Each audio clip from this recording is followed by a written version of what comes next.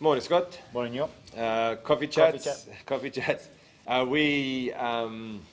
just wanted to have a talk to you a little bit about your journey with Big Five because it's been pretty cool. Like now, obviously, you're the manager of the gym, coach. But how did you end up? Well, how did you find Big Five in the first place? I think it was a mutual friend Yeah. who was, I think, your first PT client. Yeah.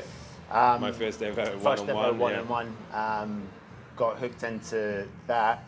And at the time, I had a back injury, which is I think it was my third back injury at the Yeah. time. And I tried everything people said you should try. Try Pilates, go for a swim. All of those things are great things. Try yoga, I tried that as well. Yeah. All great things, but it's not a magic cure. You can't just do one of those things and expect to get better. So I knew I had to try something different. I had never been in a gym before. Yeah. Well, this is probably 7 years ago or something. Yeah. When I training people in the park, Yep. boot camp style, and then my one-on-one in the park, which was a weird concept, but yeah, people do that at the start, and we worked around the dog poo and the whatever in the dark, in the rain, and and that so 7 years ago, and then you kept training with us for years until you became actually really wanted to be part of fitness, right? Yeah, it was it's taken it's not just it's not a 28-day challenge. It's forming habits over a longer period of time Yeah, that you can continue to make part of your life. I would have been 95 or 98 kilos at sort of my heaviest as well with those back injuries, and I smoked. 98. Yeah, like I remember being 98 and thinking, oh, I'm so close to three figures here. Not that that's And what are you now? 78. Yeah. I fluctuate maybe 3 to 5 kilos. It's very similar. I reached 99 kilos, Yeah. which is when I hit my turning point. But we talk a lot now about weight not being important. However, when you don't train, weight can be important because it's not muscle mass. Yeah. You're not big boned. It's not like you're. And someone with big bones. I think I read something about it. We're only talking about like a few milligrams of extra weight, unless you're taller and shorter. Like that's going to make a difference. But bones, people have about the same size bones. Yeah, and I wasn't the number wasn't really that important to me. It did start to worry me when I was getting up there, but it was more the things that it affected, which was my quality of life. Yeah. Being able to move, which is just move, not even exercise, but move. Breathing. But moving without pain, possibly. Yeah, exactly. Moving without pain. I was in a lot of pain, taking a lot of pills. Yeah. Even smoking, snored heaps. Yeah. Grinded my teeth as well. Yeah. Poor sleep. So those were the things that were. You still smoking when you started training with us? Yes. Yeah. I was I managed to get down to that sort of social smoker. Yeah. But I've only been a non-smoker probably. Maybe come up for 8 or 9 years. Yeah. Uh, So so social smoking for a little bit when we trained together. Yeah, and- but as soon as I started training, I knew that was the kick that I needed to just get that last little hurdle over the line. Which was, I remember your first training session. Oh. that was well, the thing with you is you don't. Well, you do now. You sort of like your body's gotten used to sweating, but you didn't really sweat at the Not time. a big sweater, no. No, Yeah. and you didn't really look that buggered either. So we kept going, and then you ended up having a little spew, little spew in the corner of the park, I guess. So it wasn't too bad, but obviously that's not the goal with any of my training sessions. So I was a little bit. I was taken aback. However, you didn't make that. You didn't let that deter you from keep coming. No. And you kept going, and I think that's the thing is once you start, the hardest thing is just putting one foot in front of the other and just show up every time, because that sort of stuff is temporary. Yeah. You can continue to form the habit and continue to come, because you're not going it's unlikely you're going to speak a second or third time. But if you let yourself stop after one session or after one workout, you never give yourself the chance to get over that hurdle. The first hurdle is always the hardest, like the starting point, like the first session, the first week, Yeah. the first month possibly. Yeah. For some people who haven't trained for years, it could be a little bit longer to Absolutely. get into it. But if you don't give yourself that chance, then you're never gonna do it. No, you're Right. not. The hardest thing sometimes we say to people is just walking through the door. Once you turn up, everything else will take care Yeah. of itself. Like Just that go. was just go. That was And- like And not every time is going to be your best session ever. Nah, like However, I've had some of my best training sessions where I've like literally, this is before I started Big Five, and I used to train at this commercial gym down the road. Driving back from my IT job, right, and I'm like on the way home, I'm talking myself out of training. I drive past the gym towards my house, and then I turn around. I'm like, nah, I'm gonna do it. I said, it's my day. I should train today. Turn around, go in. I said, well, I'll just do the warm up and I'll see how I feel. This is when I used to train all by myself, and then ended up having one of the best sessions ever. Right. So you sometimes it's just about coming in there, and then all of a sudden you're never gonna regret a workout, like No. unless you get injured, Yeah. like which can happen, but you're never gonna regret a workout. Because afterwards you're going to feel good, gonna feel even if good. it takes an hour or so. absolutely, sometimes take- it does, yeah. Yeah. Yeah. But so with you, so then you obviously trained with us at Big Five. You came when we opened up the first gym over Yeah. at Wembley Ave, and then you followed here, and then you decided you wanted to become a PT. Yeah, there was a couple of things. I think after I started training, a big part of it was the nutrition component as well. I just thought if I exercised, everything else would take care of itself. Yeah. And I definitely got fitter, but I still was not eating to support my well-being as well. Yeah. And I changed that over a period of time as well. And then moving to Wembley Ave, that was good because we were indoors. We were indoors. That was so good. There was no dog poo. There's no rain. There's less excuses, which There's is less which excuses. is awesome. Although we did, when we then moved from Wembley Ave to here, there was still some rain inside There because the was. roof was leaking, and now that's been Leaking fixed. roof, And I have, so with Wembley Ave, then you followed, became a PT, obviously you started working with us for like part-time. Yeah, I working. did it was- two jobs. Like I sort of transitions. I studied and did my Cert 3 and 4. Yeah. It's just as I've continued to, I guess, train with people. I've never been the biggest chatter when I train in the morning, but in terms of wanting to be able to help people and sort of share my experience, and I can see people going through the same thing, I thought, well, let's go and do the qualification and see where that leads. And for a period of time, I worked in my old sort of corporate jobs, and then sort of transitioned slowly. Over. Well, I remember it as a little bit. This is when still, Pistol Pete worked here. Yeah.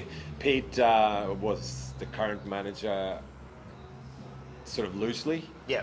I didn't have as much structure then, I think, but you came in and worked, and you sort of forced yourself into the role, really. Like you did, you started doing things that he was doing, and I thought it was great.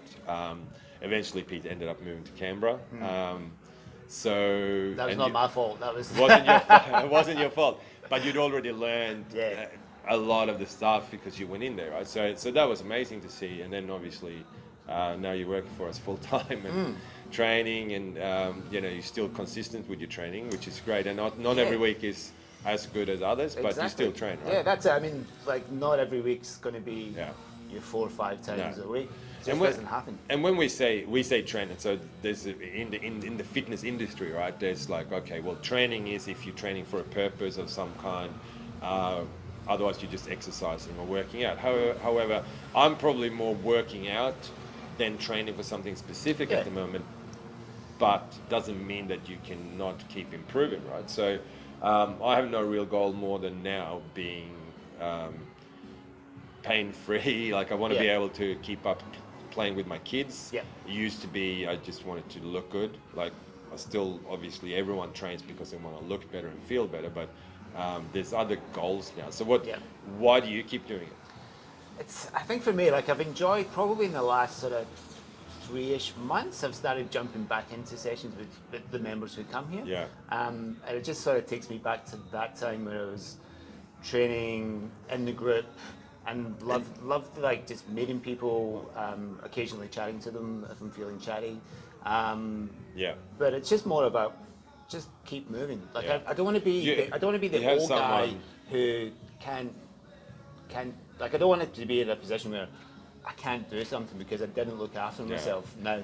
But this is interesting because that's one of my things as well. I just wanted to keep being able to do things that I did a few years ago when I get older as well. And I know it's not going to happen because at the moment, like I've had this hip injury, which has caused me to not be as athletic as I was 3 years ago. And I say athletic, but I used to be able to jump high and long and, you know, and I still did that even though I didn't have anything to train for. Now my training has to adjust a little bit for it, but that's okay.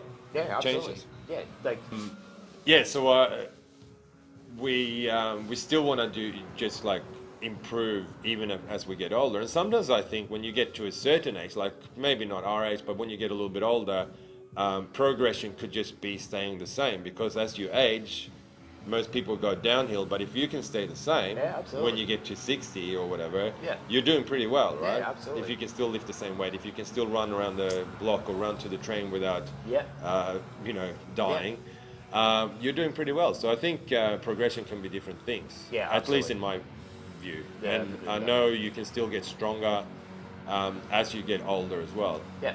And I see we talk strength is probably first, right? You and I both quite like to smash ourselves, right? Like and go hard and like that feeling. Not everyone does, and you don't have to do that. Exactly. Yep. Your style, you went and trained, actually did CrossFit for a little bit, so to try and I've do a few new things. Yeah, it's like part of like just being in the sort of fitness industry and always trying to sort of keep myself on my toes and learn a little bit and how I can use things from different places and then bring that into how I coach, how I train, and share those experiences as well. So yeah, a bit of CrossFit for a bit of time, learn some new moves, some good, some not so good. But it's just something I can go, I've tried that, I've given it a go, and taken the bits that apply to me and how I can apply it in here as well to some degree, just to continually upskill, learn a bit more and share that experience with the members who come here as well. And I think that's really good. And you said recently you're not doing CrossFit anymore, but you jump in here and it's like you're being coached again. I love being coached by the coaches. Yeah, like, and someone tells you what to do, and it's also like you don't have to think. You get in there, but it's also like seeing what we do. But you get your workout, and it's So absolutely, I love like jumping into like Coach Tom, Coach Zach sessions, your sessions sometimes when you run them. Just to get a feel for where they're at from a coaching perspective, how their sessions run, how the members experience it, and also selfishly. But selfishly for your fitness. But then you can also give some good feedback and see how our sessions feel. So that's really cool. And but it's great that you're still training. After starting 7 years ago, or whatever. I've now trained consistently. I think consistently, and we talk about consistency being this, right? I've not stopped for the last 10 years, I think. And it doesn't mean that it's always perfect. It doesn't, and it shouldn't. It can't be that for anyone, right? Exactly. Some people are a lot more dedicated, and we talk. This is interesting. Like with people say, I just can't get motivated, but motivation is very temporary, right? Like comes and goes. Yeah, it comes and goes. So you have to just be dedicated and realize, like one of my mottos is like never start again. Which is basically saying never stop, but I think it's a little bit softer. So if you never have to start again, which means you've always continued, right? And then you find that consistency, and all of a sudden it's just part of what you do. Yeah, absolutely. And I think that is really important. If you can find something that you like, not necessarily Big Five, right? But obviously we think Big Five is the good way to train. We have the 2 different programs, etc. But that if you find your thing that makes you better. Like if that's running, I would say it's great, although we don't believe that running is the best because we believe you need to do resistance training to build muscle and keep that, because when you get older you lose it, right?